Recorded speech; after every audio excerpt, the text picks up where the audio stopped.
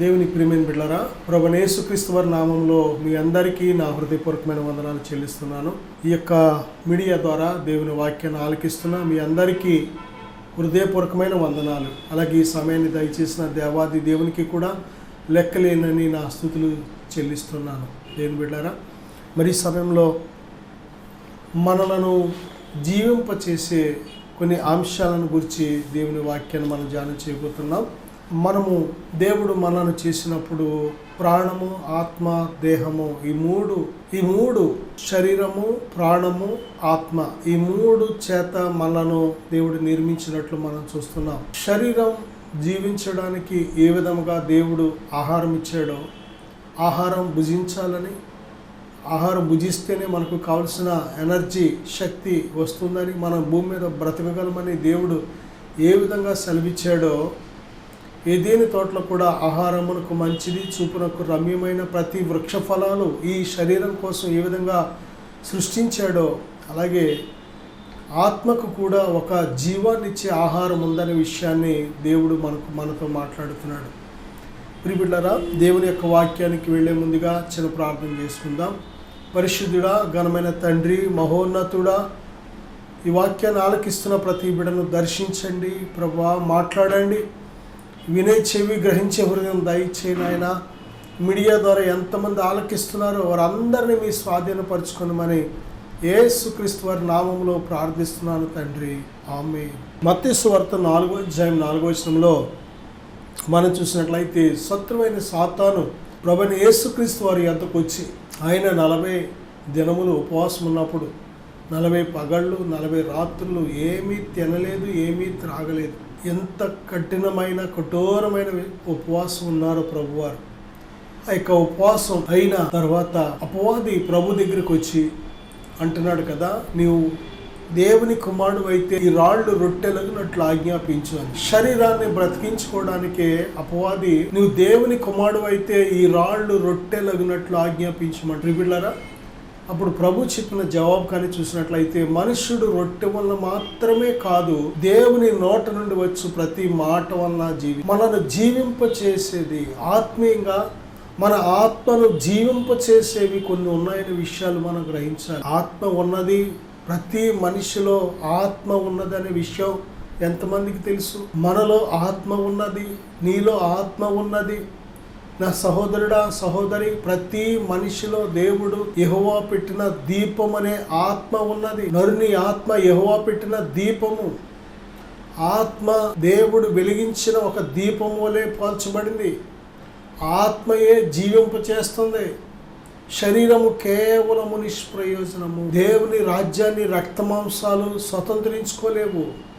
ఆత్మ ఒక్కటే దేవుని రాజ్యాన్ని స్వతంత్రించుకోగలుగుతుంది. ప్రియబిడ్డలారా, ఆత్మ, శరీరము ఈ రెండిటి మధ్య ఒక వంతెనగా ఉండేది ఎవరంటే ప్రాణం. ఈ ప్రాణం ఉన్నంత వరకు మన జీవితం చాలా చాలా జాగ్రత్తగా మనం ప్రతి సమయాన్ని ఖర్చు పెట్టవలసి ఉంది. మన ఆత్మను ఎంతగా దేవునితో మనం నడుస్తామో, హానోకు వలె భక్తులు ఏ విధంగా విశ్వాసంతో దేవునితో నడిచారో ఆ విధంగా మనం కూడా నడిచినట్లయితే మనం ధన్యం. ఆత్మయే జీవింప చేసేది. శరీరం కేవలం నిష్ప్రయోజనం. శరీరం ఎంత అందంగా ఉన్నా, ఎంత బలంగా ఉన్నా, ఎంత దృఢంగా ఉన్నా, ప్రియబిడ్డలారా, శరీరం ఎటువంటి వయస్సులో ఉన్నా శరీరం కేవలం నిష్ప్రయోజనం. బైబిల్ చెప్తుంది, నరుల ఆయుష్ 70, అధిక బలమున్న ఎడల 80 సంవత్సరాలు. ప్రియబిడ్డ, కాబట్టి ఇంత స్వల్పమైన ఈ జీవితంలో, అల్పమైన ఈ జీవితంలో మనం శరీరం కోసం ఎక్కువగా ప్రయాసపడుతూ ఉంటాం. శరీరాన్ని పోషించుకోవడానికే ఆలోచిస్తూ ఉంటాం. శరీరాన్ని సంరక్షించుకోవడానికే ఎక్కువ సమయాన్ని మనం ఖర్చు పెడుతూ ఉంటాం. శరీర అందం కోసం ఎక్కువ సమయాన్ని ఖర్చు పెడుతూ ఉంటాం. ప్రియబిడ్డలారా, మంచిదే, కానీ శరీరం కంటే ఇంకా విలువైనది ఒకటి ఉంది, అదే నీ ఆత్మ. ఆత్మను రక్షించడానికే దేవుడు ఈ లోకానికి వచ్చాడు. మానవ శరీర ఆకారంతో ఆయన పాపి అయిన ఆత్మను రక్షించడానికే ఈ లోకానికి వచ్చాడు. శరీరము ఎలాగో మట్టికి పోతుంది, కానీ ఆత్మ మాత్రం దేవుడు చెప్పినట్టు జీవాన్ని పొందుకోకపోతే, జీవం కలిగి ఉండకపోతే ఆ ఆత్మ నిత్య నరకానికి వెళ్ళవలసి ఉంది. ఈ భూమి మీద సజీవుడుగా ఉన్నప్పుడే ఒక్కసారి ఆత్మ వెలిగించబడకపోతే ఆత్మ జీవాధిపతి అయిన ప్రభుని యేసుక్రీస్తు వారి నోటి నుంచి వచ్చిన మాటను పొందుకోకపోతే ఆత్మ నశించిపోతుంది. మానవుడు చనిపోయిన మరుక్షణమే ఇక తన ఆత్మ పాతాళానికి వెళ్ళిపోవలసి ఉంటుంది. దేని బిడ్డలారా, ఒకే ఒక్క ఛాన్స్. సజీవులుగా ఉన్నప్పుడే, ఈ జీవాన్ని పొందుకోవడానికి ప్రాణం ఉన్నప్పుడే దేవుడు మనకు అవకాశం ఇచ్చాడు. అందుకే మనం ఎవరితో సమాధాన పడాలన్నా, మన జీవితాన్ని సరి చేసుకోవాలన్నా, పాపం విడిచిపెట్టాలన్నా, దేవుని యందు భయభక్తులు కలిగి జీవించాలన్నా అన్నిటికీ ఒకే ఒక్క సమయం, మంచి సమయం. అదేమిటంటే దేని బిడ్డ, ప్రాణం ఉన్నప్పుడే మనం చేయాలి. ప్రాణం పోయిందంటే, ఒక్కసారి ఈ భూలోకం మనం విడిచిపెట్టేసామంటే, ఈ శరీరంలోంచి మన ఆత్మ బయటకు వచ్చిందంటే ఇక ఏమాత్రం కూడా సరి చేసుకోవడానికి అవకాశం ఉండదు. ప్రియబిడ్డ, నీ ఆత్మను ఏనాడైనా రక్షించుకోవాలి అనే ఆలోచన వచ్చిందా నీకు? ఏనాడైనా ఆత్మ ఉన్నది, ఈ లోకం విడిచిపెడితే మన ఆత్మ ఎక్కడికి, మన ప్రయాణం, ఈ ఆత్మను బ్రతికించేది ఏంటి అని ఏనాడైనా ఆలోచన చేశామా? నిజమే, శత్రువైన సాతాను మనం చేస్తున్న పెద్ద మోసం ఏంటంటే కేవలము శరీరం కోసం ఆలోచించమంటాడు. ఎప్పుడు శరీరానికి ఏ ఆహారం పెడదాం, శరీరానికి ఏ వస్త్రాలు ధరింపు చేద్దాం, ఈ శరీరానికి ఏ వస్తువులు ధరింపు చేద్దాం, ఈ శరీరాన్ని ఏ విధంగా సుఖపెట్టుకుందాం, ఈ శరీరాన్ని ఏ విధంగా గొప్పగా తీర్చిదిద్దుదాం. ఎప్పుడు కూడా శరీరం శరీరం శరీరం శరీరం కోసమే ఆలోచన. ఈ శరీరంతో ఉండేది కొద్ది కాలమే. ఈ శరీరం విడిచిపెడితే ఎక్కడికి నీ ప్రయాణం అనేది ఆలోచన చెయ్యని కూడా శత్రువైన సాతాను. ప్రభు చెప్తున్నారు, మనుష్యుడు రొట్టె వల్ల మాత్రమే కాదు, దేవుని నోట నుండి వచ్చే ప్రతి మాటను బట్టి జీవిస్తాడు. దేవుని మాటలు శరీరానికి కాదు, ఆత్మకు. దేవుని మాటలు శరీరం ఆకలి తీర్చలేవు, ఆత్మ ఆకలి తీర్చగలుగుతాయి. ఆత్మకు బలాన్ని ఇవ్వగలుగుతాయి, ఆత్మకు జీవాన్ని ఇవ్వగలుగుతాయి. శరీరానికి ఏ విధంగా నువ్వు ఆహారం పెట్టకపోతే ఏ విధంగా కృషించిపోతుందో, ఆత్మకు కూడా జీవం ఇచ్చే ఆహారం ఉంది. ఆత్మకు కూడా జీవం ఇచ్చే ఆహారం ఉంది. ఈ విషయం చాలా మందికి తెలియదు. ఆత్మను బ్రతికించే ఆహారం ఒకటి దేవుడు పెట్టాడు. అదేమిటంటే దేవుని నోట నుండి వచ్చే ప్రతి మాటను బట్టి ఆత్మ జీవిస్తుంది. మనుష్యుడు రొట్టె వల్ల మాత్రమే కాదు, దేవుని నోట నుండి వచ్చే ప్రతి మాటను బట్టి బ్రతుకుతాడు. మనుష్యుడు అంటే ఆత్మ, ఆత్మే మనిషి. మనిషి అంటే ఆత్మ, శరీరం కాదు. శరీరం నిష్ప్రయోజనం, శరీరం కొద్ది కాలమే. ప్రివిడ, దేవుని రాజ్యం ఆత్మ సంబంధమైన రాజ్యం. దేవుడు ఆత్మ, దేవుడు ఆత్మ అయినాడు కనుక దేవుణ్ణి ఆరాధించాలన్నా, దేవుణ్ణి ప్రేమించాలన్నా, దేవుణ్ణి స్తుతించాలన్నా, దేవుని స్వరం వినాలన్నా, దేవునితో మాట్లాడాలన్నా, దేవునితో నడవాలన్నా, దేవుని నుంచి ఏమీనూ పొందుకోవాలన్నా నీ ఆత్మ నీ ఆత్మ నీ ఆత్మే సిద్ధపరచుకోవాలి. ఆత్మ సిద్ధపరచుకుంటే శరీరం ఆటోమేటిక్గా సిద్ధపడిపోతుంది. ఆత్మను నువ్వు సజీవంగా కాపాడుకోగలిగితే, అంటే దేవుని నోట నుండి వచ్చే ప్రతి మాట చేత నీ ఆత్మను నువ్వు బ్రతికించుకోవాలి. అలాగా ఆత్మను బ్రతికించుకుంటే నీ శరీరం ఆటోమేటిక్గా గొప్ప జీవాన్ని కలిగి ఉంటుంది. ప్రియబిడ్డలారా, ప్రభుని యేసుక్రీస్తు వారు ఆత్మ బలముతో 40 దినాలు ఉపవాసమైన తరువాత ఆయన ఆత్మ బలముతో నడుచుకుంటూ వెళ్ళారంట. అపవాది పిలిచిన చోటకి, ఆ యొక్క యెరూషలేము పట్టణంలోకి తీసుకువెళ్ళి దేవాలయ శిఖరానికి తీసుకెళ్తే అలాగ నడుచుకుంటూ వెళ్ళారు. ఆయన ఎత్తైన కొండ మీదకు తీసుకెళ్తే అక్కడికి అలాగే వెళ్ళారు. కారణం ఏంటంటే, ఎక్కడి నుంచి వచ్చింది ఈ బలం? ఆత్మ బలం. ఆత్మ బలంగా ఉంటే శరీరం బలంగా ఉంటుంది. ప్రియబిడ్డలారా, ఆత్మను జీవింపచేసేది ఏమిటంటే దేవుని నోట నుండి వచ్చిన ప్రతి మాట. వాక్యమే దేవుని నోట నుంచి వచ్చిన మాట. దేవుని నోటి నుంచి వచ్చిన ప్రతి మాట పేరే వాక్యం. దేవుని వాక్యాన్ని నీ ఆత్మకు ఎప్పుడైతే ఎక్కిస్తావో, నీ హృదయంలోకి ఎప్పుడైతే ఎక్కిస్తావో, ఆత్మన్నా హృదయమన్నా ఒక్కటే, కన్ఫ్యూజ్ అవ్వక్కర్లేదు. ప్రివిడ, నీ హృదయంలోకి దేవుని వాక్యాన్ని ఎప్పుడైతే ఎక్కిస్తావో నీ ఆత్మ జీవం కలిగి ఉన్నట్లు లెక్క, ఆత్మలో జీవం ఉన్నట్టు లెక్క. దేని బిడ్డలారా, ఎటువంటి పాపం వైపు వెళ్లకుండా నిన్ను సజీవమైన మార్గంలో నడిపించేది వాక్యం. వాక్యమే నువ్వు పడిపోకుండా, చెడిపోకుండా, నిన్ను నిన్ను నిలబెట్టేది వాక్యం. దేవుని ఆజ్ఞలు గైకొనేలాగా చేసేది వాక్యం. వాక్యం ఎక్కడ ఉండాలి అంటే నీ నోట, మొదటగా నీ యొద్ద ఉండాలి, రెండవదిగా నీ నోట ఉండాలి, మూడవదిగా నీ హృదయంలో ఉండాలి. వాక్యం ఎప్పుడైతే నీ హృదయంలో ఉంటుందో నీ ప్రవర్తనను చక్కపరుచుకోగలుగుతావు, నడిపించుకోగలుగుతావు, ఆయన జీవ మార్గంలో నడిపించుకోగలుగుతావు. ప్రియబిడ్డ, ఆత్మను బ్రతికించే ఆహారం, ఆత్మను సజీవంగా సిద్ధపరిచే ఆహారం దేవుని వాక్యం. ఆయన వాక్యము మన ఆత్మకు ఆహారమైనది. రెండవదిగా చూస్తే యోహాను సువార్త 6:51 ఆయన నా శరీరము నా రక్తము నిజమైన ఆహారము నిజమైన పానమునైనదని ప్రభు చెప్తున్నారు. ఆయన శరీరము తిని ఆయన రక్తము త్రాగువాడే నిత్య జీవము గలవాడని ప్రభు చెప్పి ఒక రొట్టెని తీసుకొని ఆయన శరీరం అని ప్రార్థించి ప్రభు మనకిచ్చారు. ద్రాక్షరసం కలిగిన పాత్రను తీసుకొని అది ఆయన రక్తం అని మనకిచ్చారు. ఇది మనలను చేయమన్నారు. ఇది ప్రభు ఇచ్చిన ఆజ్ఞ. ఆయన శరీరముని ఆయన రక్తమని వివేచింపకుండా ఒకవేళ మనం కానీ వాటిని తీసుకుంటే అవి రొట్టె ద్రాక్షరసమే. కానీ విశ్వాసంతో ఎప్పుడైతే ప్రార్థించి యేసుక్రీస్తు ప్రభువారి యొక్క శరీరమని రక్తమని ఎప్పుడైతే విశ్వాసముతో ప్రార్థించిన తర్వాత విశ్వాసముతో నీవు వాటిని తీసుకుంటావో ఆయన శరీరము తిని ఆయన రక్తము త్రాగువాడే నిత్య జీవం గలవాడు. దేని బిడ్డ, జీవమునిచ్చేవి మొదటిగా దేవుని యొక్క వాక్యము, రెండవదిగా ఆయన శరీరము ఆయన రక్తం. ప్రభువైన యేసుక్రీస్తు వారి శరీరంలో రక్తంలో పాలుపంపులు ఎవరికి ఉంటాయి అంటే ప్రభువైన యేసుక్రీస్తు నందు విశ్వాసం ఉంచి పాప క్షమాపణ నిమిత్తము బాప్తిసం పొంది ఏ వ్యక్తి అయితే సంఘంలో చేర్చబడతాడో ఆ వ్యక్తికి దేవుడిచ్చిన కట్టడ ఒక నియమము ఏమిటంటే రొట్టె విరుచుట యందు ఎడతెగక ఉండాలి. వాక్యము, సహవాసం, ప్రార్థన, రొట్టె విరుచుట, ఈ 4 విషయాలు అపొస్తలుల కార్యాలు 2:42 దేవుడు స్పష్టంగా చెప్తున్నాడు.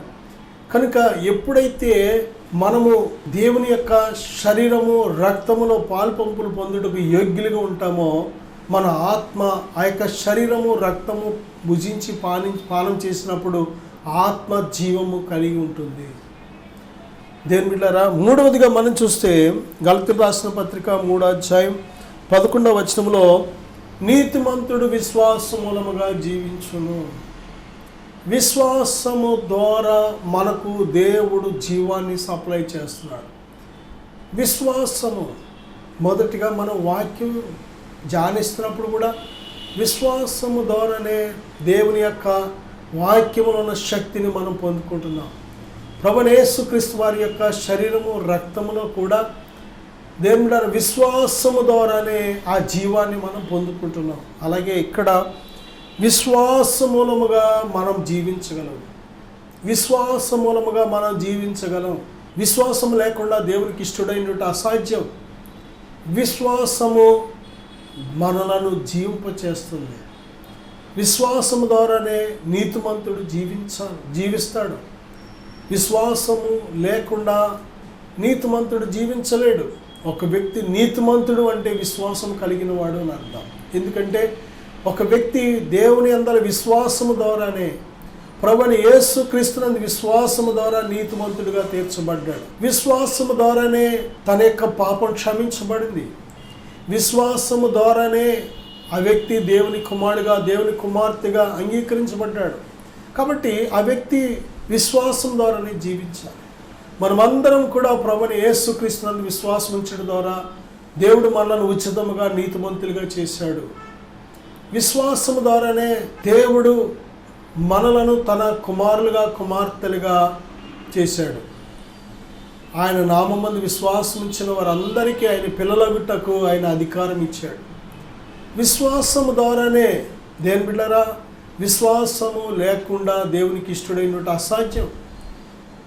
దేని బిడ్డలారా, విశ్వాసము దేవుని అందరి విశ్వాసం మనల్ని జీవింపచేస్తుంది. వెలుచూపు వలన జీవిస్తే అది జీవితం కాదు. లోకస్తులందరూ కూడా జీవించేది వెలుచూపు వలన.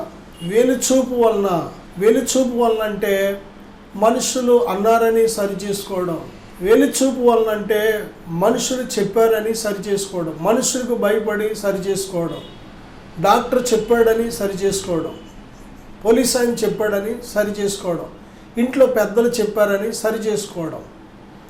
దేని బిడ్డారా, ఒకవేళ ఆ మనుషులు లేకపోతే, ఆ భయం చెప్పేవాళ్ళు లేకపోతే, ఆ హెచ్చరిక చేసేవాళ్ళు లేకపోతే, ఏ విషయంలో కూడా వారి ఇష్టానుసారంగా వారి దృష్టికి వారి మనసుకు నచ్చినట్టు జీవిస్తూ ఉంటారు. ఇది వెలిచూపు వలన.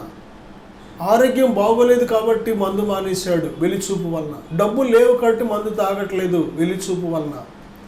వాళ్ళు చూస్తున్నారు ఇప్పుడు ఈ పని దొంగతనం చేస్తే వాళ్ళు దొరికేస్తాం కాబట్టి అని అలా జీవిస్తే వెలిచూపు వలన. కానీ దేవుడు చూస్తున్నాడు, దేవుడు వింటున్నాడు, దేవుడు తీర్పులోనికి తెస్తాడని దేవునికి భయపడి నువ్వు పాపం మానేస్తే, దేవుడి అందరు భయభక్తులు కలిగి నువ్వు పాపం చేయకుండా జీవించినట్లయితే ఇది విశ్వాసం వలన. విశ్వాసము వలన దేవుడిచ్చిన వాగ్దానాలు నమ్మి ఆ వాగ్దానాలు ఎత్తిపట్టి వాగ్దానం కోసం నువ్వు ఎప్పుడైతే దేవుని యొక్క మార్గంలో జీవిస్తూ ఉంటావో ఇది విశ్వాసం వలన. అబ్రహాము దేవుని నమ్మాడు. విశ్వాసం ఎప్పుడు కూడా క్రియలతో కూడింది. క్రియలు లేని విశ్వాసం మృతం. అబ్రహాముని దేవుడు పిలిచినప్పుడు దేవుడు నమ్మాడు, విడిచిపెట్టమన్న వాటిని విడిచిపెట్టేశాడు. ఇది విశ్వాసం. ఇది విశ్వాసం. ఒకవేళ దేవుడి మాట వినకుండా వాళ్ళ నాన్నగారు వద్దన్నారని, ఆ బంధువులు దేశస్తులు వద్దన్నారని అక్కడే ఉండిపోతే వెలిచూపు. వెలిచూపు వలన జీవిస్తే అబ్రహాము విశ్వాసులకు తండ్రి కాలేడు. దేవుని వాగ్దానం ఎప్పటికీ నెరవేరదు. విశ్వాసం వలన జీవిస్తేనే దేవుడిచ్చిన ప్రతి వాగ్దానాన్ని మనం స్వతంత్రించుకోగలుగుతాం. ప్రిబిడ, అబ్రహాముకి దేవుడు అలాగే బిడ్డలిచ్చాడు. వయసు పెద్దదైనా, సారగర్భం మరి ఉడికిపోయినా, స్త్రీ ధర్మం ఆగిపోయినా, దేని బిడ్డ మంచి వృద్ధాప్యంలో దేవుడు వారికి బిడ్డనిచ్చాడు. ఇది విశ్వాసం వల్ల సాధ్యం. విశ్వాసం వల్ల సమస్తము సాధ్యమే. హెబ్రీ పత్రిక 11-12 అధ్యాయాలు మనం చూసినట్లయితే విశ్వాసము ద్వారా ఎంతమంది ఎన్ని రకాల కార్యాలు దేవుని యొద్ద నుండి పొందుకున్నారో అవన్నీ కూడా మనం ధ్యానం చేస్తే విశ్వాసానికి సమస్తము సాధ్యమే. నమ్ముట నీ వలన అయితే నమ్మువానికి సమస్తము సాధ్యమే. విశ్వాసము ద్వారా జీవించాలి మనం. విశ్వాసం అనేది చాలా రకాలు. మనుషుల్లో మనకు విశ్వాసం ఉంటూ ఉంటుంది. మనిషి మీద మనిషికి విశ్వాసం, ప్రకృతి మీద మనిషికి విశ్వాసం, మనిషి కలిగిన జ్ఞానం మీద మనిషికి విశ్వాసం, మనిషి తన సొంత జ్ఞానంతో చేసుకున్న వస్తువుల మీద, వాహనాల మీద, మనిషి టెక్నాలజీ మీద మనిషికి ఎంతో విశ్వాసం. ప్రివిడ, మనిషి చేసిన జ్ఞానం మీద, మనిషి మీద విశ్వాసం ఉంటే సమస్తాన్ని సృజించిన దేవుని మీద, నమ్మదగిన దేవుని మీద, సర్వశక్తుడైన దేవుని మీద మనకి ఇంకెంత విశ్వాసం ఉండాలి. ప్రివిడ, విశ్వసించువాడు కలవరపడడు. ఈరోజు మనం భయపడడానికి, కలవరపడడానికి, ఫెయిల్ అవ్వడానికి కారణం చాలా రకాల విశ్వాసాలు. కానీ ఫెయిల్యూర్ అనేది లేనిది ఏ విశ్వాసం అంటే దేవుని అందరి విశ్వాసం. దేవుని యొక్క వాక్యము వినుట వలన విశ్వాసం కలుగుతుంది. రోమాపత్రిక 10:17లో విశ్వాసము చాలా రకాలు. అయితే ఏ విశ్వాసం అద్భుతాలు చేసేది అంటే దేవుని యొద్దకు మనల్ని నడిపించేది, దేవునితో మనల్ని కనెక్ట్ చేసేది, దేవుని నుంచి మనకు శక్తిని సప్లై చేసేది, సమస్తాన్ని ధారాళంగా మనం పొందుకోవడానికి ఉపయోగపడేది దేవుని అందరి విశ్వాసం. అది వాక్యము వినుట వలన, ప్రభువైన యేసుక్రీస్తు వారిని గురించి వినుట వలన విశ్వాసం కలుగుతుంది. ఆ యొక్క విశ్వాసమే మనలో ఎంతగా అభివృద్ధి చెందుతుందో అంతగా గొప్ప కార్యాలు మనం చూడగలుగుతాం. ప్రిబిడ, చాలాసార్లు విశ్వాసం ఉంది కానీ చాలట్లేదు. దేని బిడ్డ, చాలాసార్లు నిరుత్సాహపడిపోతూ ఉంటాం. ఏంటి, ఇంత ప్రార్థిస్తున్నాను, ఇంత ఉపవాసం ఉంటున్నాను, ఇంత కన్నీరు విడుస్తున్నాను, దేవుడు నా మొర ఆలకించట్లేదు ఏంటి, దేవుడు ఎందుకు నా జీవితంలో కార్యం చేయట్లేదని కంగారు పడిపోయి టెన్షన్ పడిపోతూ ఉంటాం. కాదు, విశ్వాసం ఉంది, దేవుడే చెప్తున్నాడు. కానీ ఆ యొక్క విశ్వాసం చాలట్లేదు. దేవుని చేయి పట్టుకోవడానికి, దేవుని శక్తి పొందుకోవడానికి, దేవుని యొక్క అద్భుతం నీ జీవితంలో జరగడానికి విశ్వాసం చాలట్లేదు. మళ్ళీ ఏం చేయాలి? మన విశ్వాసం పెరగాలి అంటే దేవుని వద్దకు రావాలి. శిష్యులు అంటున్నారు, ప్రభువా మా విశ్వాసం అభివృద్ధి పొందించి అంటున్నారు. నిజమే దేవుని బిడ్డలారా, మన విశ్వాసాన్ని బాగు చేసే దేవుడు, మన విశ్వాసాన్ని అభివృద్ధి చేసే దేవుడు. యేసుక్రీస్తు ప్రభువారితో 12 మంది శిష్యులు. అయితే కొన్నిసార్లు కొన్ని ప్రాంతాలకు కొన్ని అద్భుతాలు జరిగినప్పుడు ఆయన కొద్ది మందిని, 3 మాత్రమే కూడా తీసుకువెళ్ళేవారు. వారు ఆయనకు బాగా ఇష్టమని, బాగా ప్రేమని కాదు. అక్కడ 12 మందిలో 9 ఒకలాగా, 3 ఒకలాగా ప్రేమించాడని కాదు దాని అర్థం. వారిలో ఎవరైతే బలహీనులుగా ఉన్నారో వారి విశ్వాసాన్ని బలపరచడానికి వారిని ప్రత్యేకముగా కొన్ని స్థలాలకు, కొన్ని కార్యాలు వారికి చూపించడానికి ప్రభు వారిని తీసుకెళ్ళినట్లు మనం చూస్తున్నాం. రూపాంతర కొండ మీద కూడా 3 తీసుకెళ్లారు. కారణం ఏంటంటే వారు విశ్వాసంలో బలహీనులైన వారిని చేర్చుకునే దేవుడు ఆయన, తృణీకరించే దేవుడు కాదు. దేవుని బిడ్డ, నీ విశ్వాసం ఏమాత్రం కూడా తక్కువని కాదు, లేదని కాదు, ఉంది. కానీ అది నువ్వు అద్భుతం పొందుకోవడానికి చాలట్లేదు. కాబట్టి దేవుడు ఏం చేస్తాడు అంటే కొన్నిసార్లు మన విశ్వాసం అభివృద్ధి చెందడానికి కొన్ని పరిస్థితుల ద్వారా దేవుడు మనం నడిపిస్తూ ఉంటాడు. అలాంటప్పుడు మన విశ్వాసం అద్భుతంగా పెరుగుతూ ఉంటుంది. మనకు కావలసిన గొప్ప కార్యాలు మనం పొందుకోవడానికి, దేవుని యొద్ద నుంచి పొందుకోవడానికి కావలసినంత విశ్వాసం మనలో అభివృద్ధి చెందినట్లు దేవుడు మంచి పరిస్థితుల ద్వారా దేవుడు నడిపిస్తూ ఉంటాడు. అందుకే ఆయనను ప్రేమించే వారికి సమస్తం సమకూడి జరుగుతుందని బైబిల్ చెబుతుంది. నా సహోదరుడా, సహోదరి, విశ్వాసం లేకుండా దేవునికి ఇష్టదాలుగా బ్రతకలేము. మనకు జ్ఞానం కావాలన్నా, ఆరోగ్యం కావాలన్నా, ఘనత కావాలన్నా, ఐశ్వర్యం కావాలన్నా, ఏది కావాలన్నా, ఈ లోకంలో మనకి ఏది అక్కరగా ఉన్నవేవో అవి వాటిని మన ప్రభు యొద్ద నుంచి పొందుకోవాలంటే కేవలం విశ్వాసము మూలంగా మనం జీవించగలం. ప్రభునందు విశ్వాసము ద్వారా మనం జీవాన్ని పొందుకుంటున్నాం, శక్తిని పొందుకుంటున్నాం. అలాగే యోహాను సువార్త 6:63 రోమపత్రిక 8:11, కొరింథీయులకు రాసిన 2వ పత్రిక 3:6 కూడా మనం చూసినట్లయితే ఆత్మయే జీవింప చేయుచున్నది. దేవుని ఆత్మ జీవాత్మ, దేవుని ఆత్మ జీవము ఇచ్చే ఆత్మ, పరిశుద్ధాత్మ దేవుడు జీవమునిచ్చే దేవుడు. దేవుని ఆత్మను మనం పొందుకున్నప్పుడు ఆ పరిశుద్ధాత్మ మనకు జీవాన్ని దయచేస్తున్నాడు. ఆత్మ యొక్క నియమము మనలను పాప మరణముల నియమము నుండి విడిపిస్తుంది. ఆత్మ సహాయము చేత శరీర క్రియలను మనం జయించగలుగుతున్నాం. ఆత్మ సహాయము చేత శత్రువైన సాతాన్ని జయించగలుగుతున్నాం. ఈ లోకంలో ఉన్న వానికంటే మనలో ఉన్న పరిశుద్ధాత్మ దేవుడు సర్వశక్తిమంతుడు. ఆయనకు అసాధ్యమైనది ఏమీ లేదు. వెలుగు కలుగునుగా కంటే వెలుగు కలిగింది. ఆయన మాటలో జీవం ఉంది, ఆయన మాటలో వెలుగు ఉంది, ఆయన మాటలో అధికారం ఉంది, ఆయన మాటలో శక్తి ఉంది. కనుక జీవాత్మను మనం పొందుకుంటున్నప్పుడు దేని బిడ్డలారా, జీవాన్ని మనం పొందుకుంటున్నాం.